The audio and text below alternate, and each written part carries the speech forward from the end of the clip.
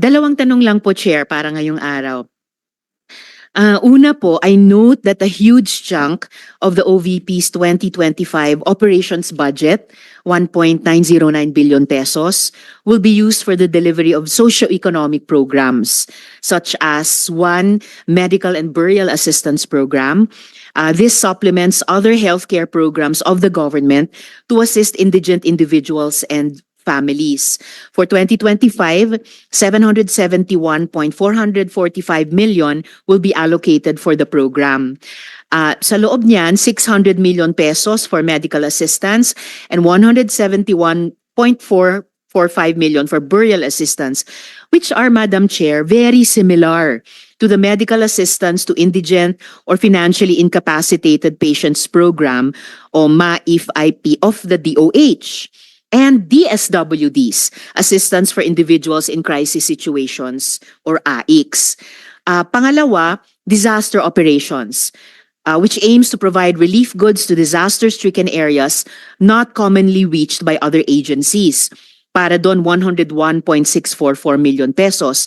And is also similar doon naman sa disaster risk management program of the DSWD. Third, relief for individuals in crisis and emergencies, or providing food boxes or food items to families who are ineligible for OVP's other services. So 50 million pesos, which is also similar to DSWD's AICS. And last, Magnegosyo Taday, livelihood assistance for those with entrepreneurial skills, 150 million pesos, which is also similar to DOLE's naman, Integrated Livelihood Program o DLIP. So, ang tanong ko po dito, Madam Chair, anong nag-lead sa OVP na mag-consider na i-launch yung ganitong programs? May ginawa bang studies para suportahan yung pagkakaroon ng ganitong programs na parallel naman sa katulad at existing programs ng iba't iba nating line agencies, Madam Chair? Yes, Madam Chair. Thank you. Noong ako po ay nangampanya, 3 lang po yung sinabi ko na plataforma. Una po, trabaho. Pangalawa po, edukasyon. At 3, mapayapang pamumuhay para sa ating mga mamamayan. Nung pumasok po kami sa Office of the Vice President, tiningnan po namin ang mga pinakamaraming requests ng ating mga kababayan. Una-una po, ang lagi po naming natatanggap na request ay medical and burial assistance. Pangalawa po ay financial assistance. Pangatlo, lagi silang humihingi ng tulong sa pagkain. At pang-apat, very recently, sa tali ng mga requests, no? Yes, sa tali ng mga requests is yung educational assistance na sinasabi ng mga kababayan natin. Sinasabi namin lagi sa kanila, libre naman yung public schools. Ngayon ay libre na rin yung higher educational institutions. Pero sinasabi nila nahihirapan kasi sila sa plete, nahihirapan sila sa pabaon ng mga bata at sa pagkain ng mga bata. Kaya meron kaming bago, ito yung educational assistance. At ang panghuli naman, lagi naming natatanggap na request galing sa ating mga kababayan ay kapag sila ay naging biktima ng disaster, whether man-made or natural disasters. So sila po ay lumalapit sa Office of the Vice President. Totoo po, merong mga ibang local government units at ibang national government agencies na ganito po ang kanilang programa. Pero po, nung ako ay umupo as a Vice President, I took an oath, and doon sa oath, I said that I will do justice to every man. So hindi po kami pwedeng humindi sa mga tao na humihingi ng tulong, lalong-lalo na ay kaparte ng gobyerno ang Office of the Vice President. Salamat, VP, Madam Chair. Sabi nga ng VP, Madam Chair, libre na yung public school, libre na rin yung higher education, bagamat ni-note nila na sinasabi ng mga nagre-request na nahihirapan pa rin sila sa ilang mga programs na nakalodge sa ilalim ng libreng edukasyon na iyan. Kaya nga kinonsider nilang mag-launch ng ganitong mga katulad na programs.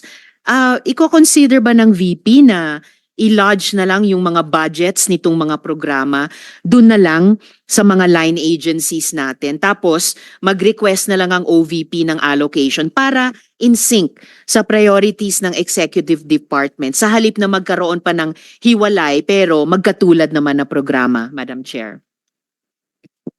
Madam Chair, we only submit the budget and we leave it to the discretion of all the members of Congress to decide on the budget. We can only propose a budget for the Office of the Vice President. Pero magbibigay po ako ng halimbawa kung ganun po ang gagawin natin. Tulad po ng AIX ng DSWD. Kapag meron po kaming nire-refer o binibigyan ng endorsement ng AIX sa DSWD, kadalasan po nasagot sa amin ay hindi pwede dahil galing yan sa Office of the Vice President at kalaban yan. Minsan po, totoo yan na pupolitika ang assistance para sa ating mga kababayan. Kaya po, uulitin ko, ang mga tao naman kasi hindi sila tumitingin sa politika. Tumitingin lang sila na itong opisina na ito ay opisina ng gobyerno at pwede kaming humingi ng tulong doon. And so I go back to the oath that I shall do justice to every man at kaya po kami nandito at kaya po kami merong mga ganito na mga projects sa Office of the Vice President. Salamat VP, Madam Chair. Wini-welcome ko yung sinabi nila na the VP would leave it to the discretion of the members of Congress. Medyo nagitla ako nung sinabing minsan pag may nire-refer ang OVP para sa AIX, ang feedback ay kalaban niyan. Dahil Madam Chair, I believe tayo sa Kongreso when we appropriate the budget, merong implicit na assumption tayo doon na pagkatapos in the exercise of our oversight function, yung parehong level ng professionalism we demand of ourselves ay presumption of regularity ina-expect natin sa lahat ng members ng executive, lalo na when they are working together. Kaya gaya ng sinabi ko kanina, wini-welcome ko yung sinabi ni VP na they would leave it to the discretion of the members of Congress, and tayo naman ay hindi tayo bibitaw sa mahigpit nating pag-ensure na these programs be implemented by the appropriate agencies o kahit in collaboration with each other na naaayon talaga sa tamang standards above partisan politics. And therefore, at the proper time, Madam Chair, gagawa ako ng proper motion para i-lodge yung budgets ng mga programang ito sa line agencies na may klarong opportunity for OVP na mag-request for allocation as for other offices in the executive.